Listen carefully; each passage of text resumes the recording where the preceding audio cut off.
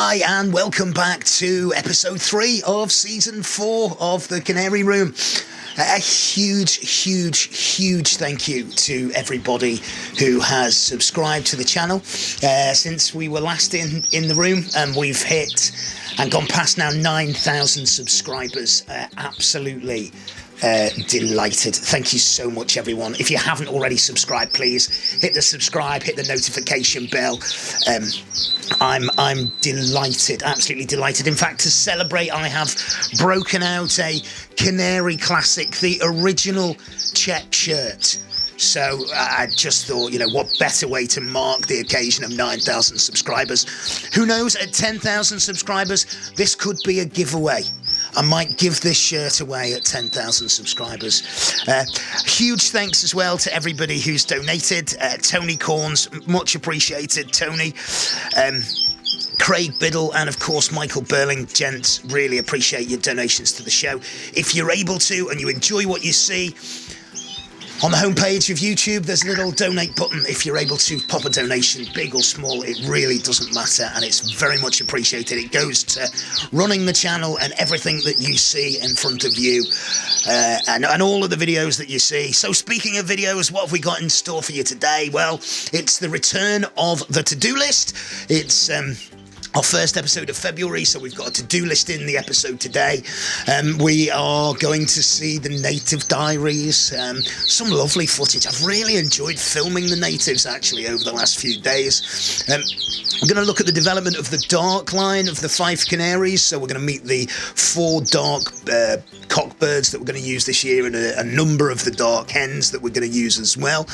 We've got the new colour corner, of course, the Norwich notebook. Bird of the week is an absolute cracker this week as well. So, well, all that's left to say, grab yourself a cuppa, sit back, and as always, enjoy the show. I'm thrilled, actually, with the feedback that I've had on the little mini episodes that I've been doing. I've put another one together.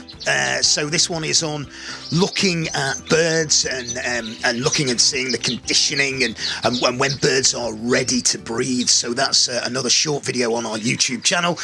Take a look at that. If you've got any videos that you'd like me to make, pop a comment in below or contact me on Facebook, and I'll do my best to make them. There are already a number out there on the channel, so please do take a look at them. They've aged better than I have, it's fair to say. First up today, we're going to look at the Fifes, and we're going to look at the green birds that we'll be using this year. Dark green Fife for me, green yellow hen, green buff hen, takes some beating. Really nice bird. You know, you get everything, I think, with the dark Fifes. You get the sort of the quality of type. You get the lacings, the markings, the depth of colour. So for me, the darker birds, although I've got a number of clear birds in the Canary Room this year, the darker birds have always been a favourite. It wasn't always the case, but certainly for the last sort of 15 years, once I started to appreciate them, they've been very much a favourite of mine. So the plans for the dark line this year, well, it's Caesar's running families, you know, very much the principles of pairing in the Canary Room. We've got 2 dark buff cocks, both birds that we bought in this year. They're both bred out of or bred down from a green yellow hen that we can see here, a blue ring green yellow hen, and this bird is the foundation bird of all of my dark lines. Now, I only got it in this year, and it's 4 years old, but I had a son, Red Ring 20. You remember him from last year. He produced me a couple of really nice green yellow cocks, nice green yellow hen, nice green buff hen. We've seen some of those birds and we'll continue to see them. So that blue ring green yellow hen, you know, if I can get some young out of her this year, I'll be absolutely delighted. She's still a quality bird even at 4 years old. She is as I say, the sort of the matriarch, the pinnacle bird now in the dark line. So We've got 2 dark buff. Both birds were bought in. One is a showier bird than the other. They're brothers. One is a showier bird than the other. The other's more of a stock bird, but it has what I need to go with the hens that I'm looking to pair it with, and that's vitally important. We've got then 2 green yellow cockbirds. One, well, it was our first bird of the week way back in when we started season 4. Way back, I say that like it was ages ago, 3 episodes ago, 2 episodes ago, whenever it was. So that's a really, really nice bird, and we've got its brother as well. And I liked its brother as soon as it came out the nest. Now, they were bred from a father-daughter pairing, so they are the grandsons of the blue-ringed, green yellow hen. So we've got a buff hen that we can see here, one of the dark buff hens. I've got 2 sisters. This is one of 2 sisters, this one. It's a heavily variegated bird. Nice short bird, this. Again, it's related to that line, so it's a cousin to the dark green yellow cocks that it'll go to. And then we've got a half sister here, a heavily variegated bird. It's not looking as good as it has done, this bird. It is a real quality bird. Lovely top end on it, really nice and short. So looking forward to seeing what they produce. Very much looking forward to seeing what the dark green birds produce this year.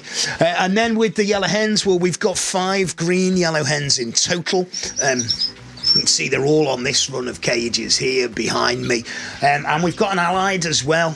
We've got a variegated white bird. Now, this bird is, I would say, is close to being a buff-feathered bird. But so I'm going to run one of the green-yellow cocks over it.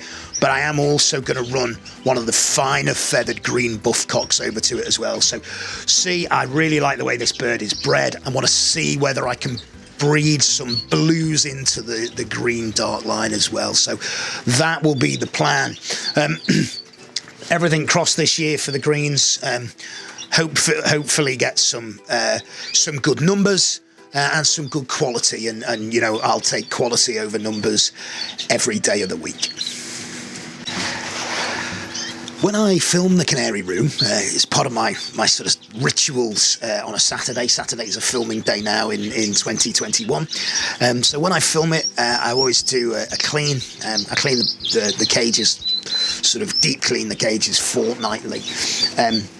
So I always do a clean, and before I clean, I often do a spray of the birds. Now, I've had the birds on a course of antibiotics, just as a sort of final preparations in advance of the breeding season. So just to clear out really any nasties that are there. So I give them a spray. You can see me here from the footage,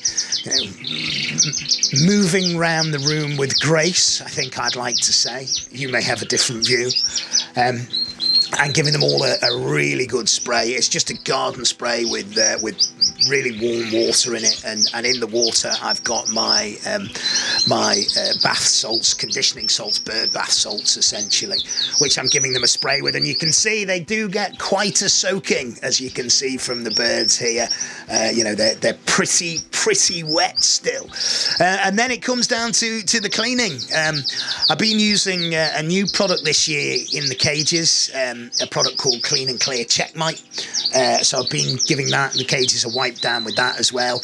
I've done the second treatment of frontline, so hopefully, mite prevention very much focused again this year, as it is every year in the Canary Room.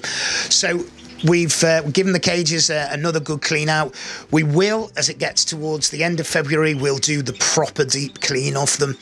So they've had a clean, they've had a wipe down today, but they'll get a proper deep clean sort of mid towards the end of February. And I'll bring out the veterinary disinfectant then.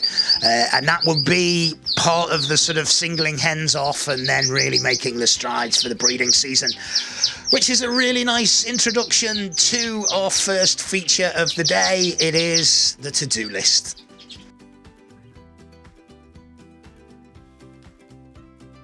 When the to-do list first aired, the feedback was incredible. I try and keep the show fresh. I try and keep new things going in, things that I think will be of interest to you, and to keep you entertained a little bit, hopefully, and to watch. So on the to-do list today, well, we're going to the Master's house. So we're going to see Keith Ferry virtually. Massive thanks to Keith and to Margaret, and give Margaret the credit, Keith's wife, for the photography here. Our first tip on the to-do list is trimming the birds. So without further ado, it's over to Keith. Keith's now going to demonstrate to you how to trim a bird. When you see all the feathers like that, the heavy feathers, so you need to cut round the bench without accidentally cutting their leg off. So you keep both legs under your thumb and finger, your forefinger, cut round the bench, leaving the feeler feathers around the bench. You can, if you think the feeler feathers are extra long, you can trim them down as well. I also cut a little bit off the tail. Then I check to see if the claws want cutting. If they want cutting, cut them just in front of the vein, like that. And also, if you're expecting your ends to rear with a lot of feather around the eyes, cut the feathers around the eyes, like that, so they can see. Okay, and that's how the bird should look. You do that the same with the cocks. Okay, and also I also trim a little bit off the end of the tail on the cocks, because some of the ends fall cocktails. Okay, hope you do it well. Huge thanks to Keith and to Margaret for putting that video together. I will be trimming the Norwich up shortly and giving them a little bit of a haircut and preparing them. I only do the Norwich in the Canary room. They are heavy feathered birds, so I don't trim the Fifes. I don't trim any of the native finches at all either. Our next job on the to-do list for February, well, that is increasing the egg food. So the birds in January were on egg food once a month. In February, they'll get egg food on both a Wednesday and a Sunday. Just in finger draws, don't want to give too much to them, but as you can hear, the cocks are starting to sing lustfully in here. The protein, it's protein packed, the egg food. I'm using one at the moment with added crustaceans, little sort of baby shrimp in there as well, and all of the birds are really, really enjoying that.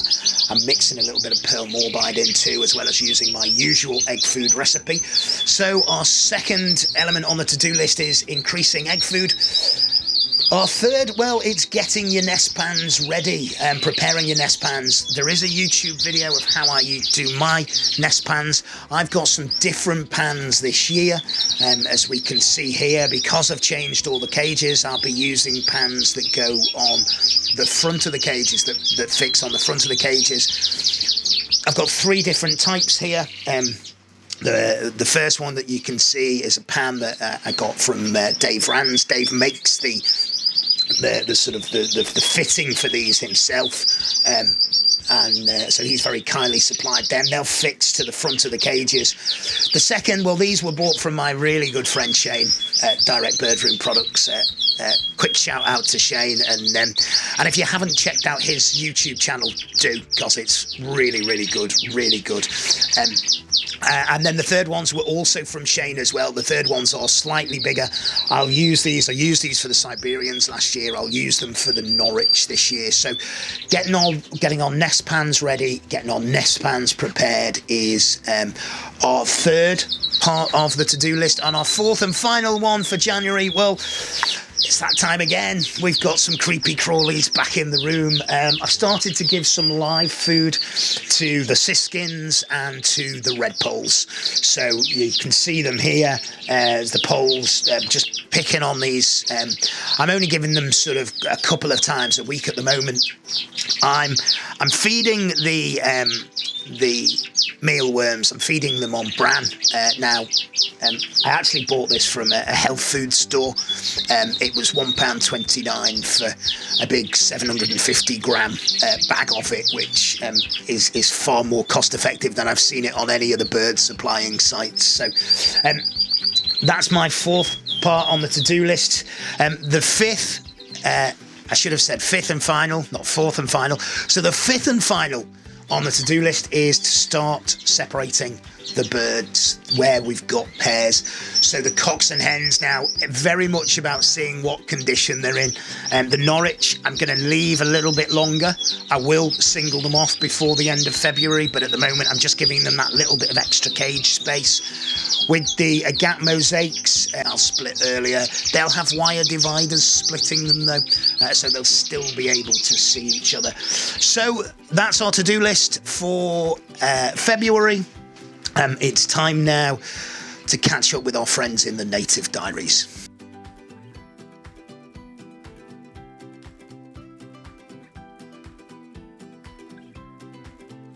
So as we've seen in the to-do list, we've started to give the natives egg food twice a week. We've started to give them some of the natives as well, some mealworms, and they're starting to come into really nice condition. Won't be really ready to breed, I don't think, until April, probably at the earliest, maybe even May. But if I can get them a little bit earlier down this year, then that will be great. I really want to try and sort of get the Canaries down, get the natives down at the same time. So we'll check in with the various different pairs. I've got some really lovely footage of the Goldfinches. The first pair of Goldfinches, I've moved one of the Lutino hens on.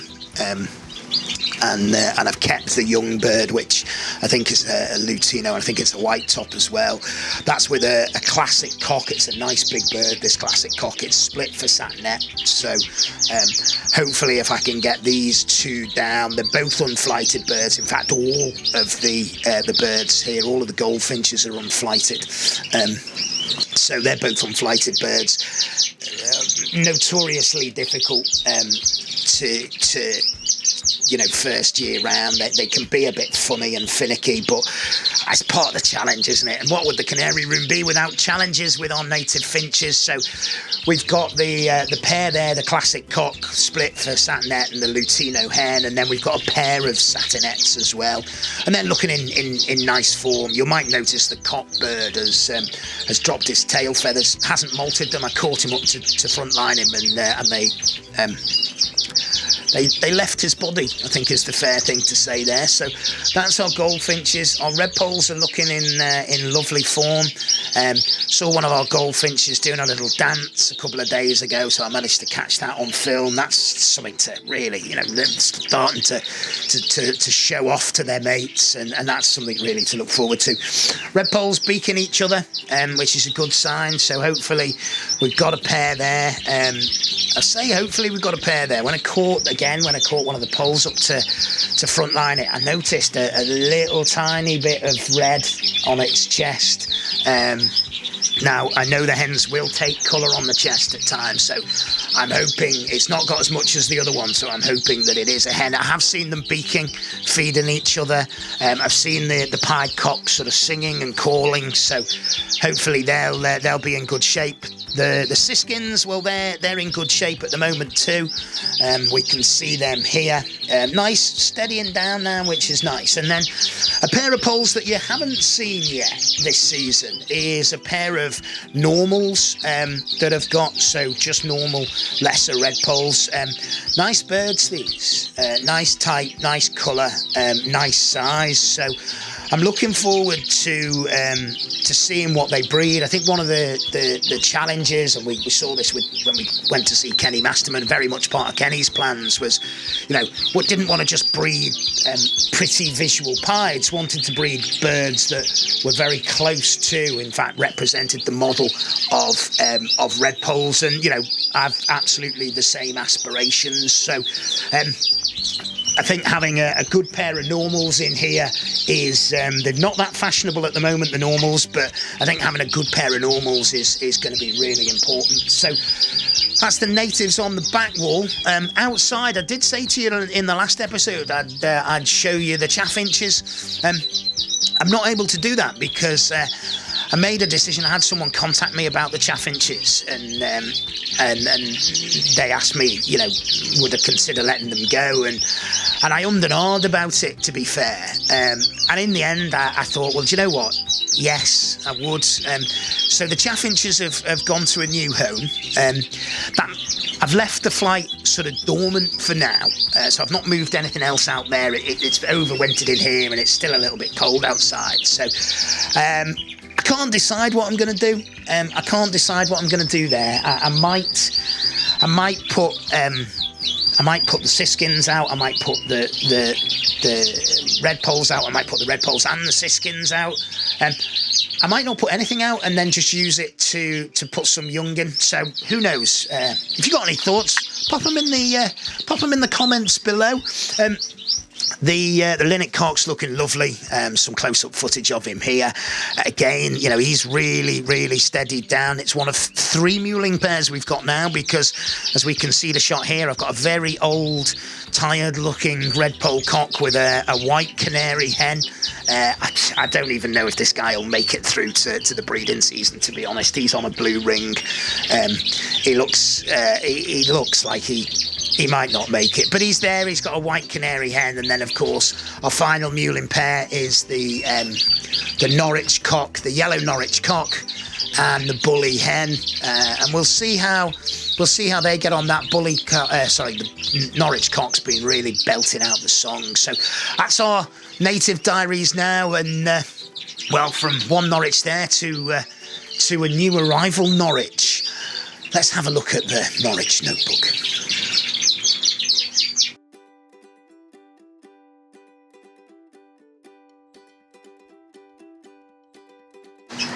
So the Norwich, well, we've seen how we're going to trim them, thanks to our video from Keith Ferry.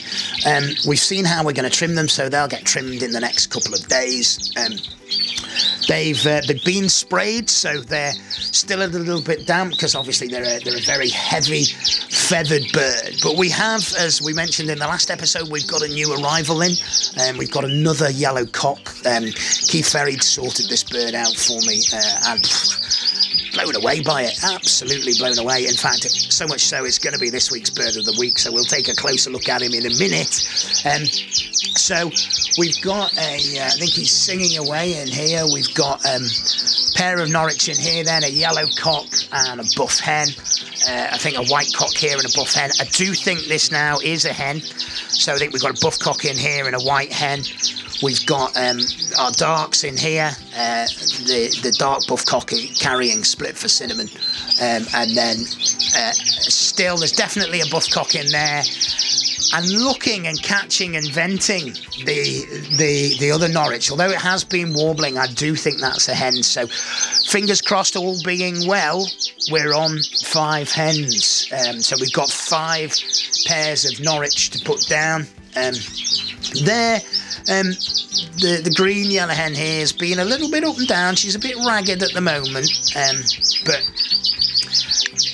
they will be as long as they're sort of fit and firing. End of March, beginning of April for the breeding season, which I think as the weather warms up, I absolutely fully expect them to be. I don't think we will have too many problems. Been asked a couple of questions really on the Norwich, which is what's your plan? Which is a fair enough question, isn't it? And a question I've asked myself as well. And the plan very much is a 5-year plan, and this is year 0. So the plan is very much to to breed and develop a competitive champion line of Norwich, to be, up there with some of the big names in the fancy. Now, that might sound over-ambitious. It may prove over-ambitious, but I think you've got to set your sights high. And I'm going to start, hopefully, with some of the best birds that I can acquire. So I've got into a couple of different lines of birds, very well-known people, very successful Norwich breeders. I'm going to try and create a line from blending those two lines together as well as running them straight. I say this is very much year zero. I've got some birds in. There's some flighted birds in here. There's some unflighted birds in here as well. I want to see what's behind them. So I want to breed them, and I want to see what I can get out of 5 pairs of Norwich. Always difficult to talk about numbers and expectations. I'd certainly expect double figures out of 5 pairs of Norwich. So I'd be happy with 10 young. I'd be ecstatic if I got 20. So we'll see. We'll see, how we can move them forward, and what kind of volume we can get.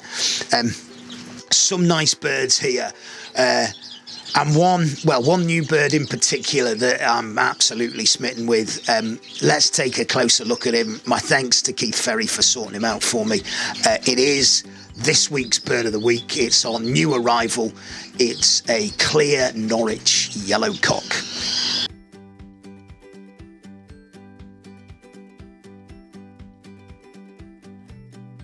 I think, even as a relative novice to the Norwich Canary, I think the quality on this bird, it's got nice size on it. It's got a stunning top end. It's got a good leg. It's up.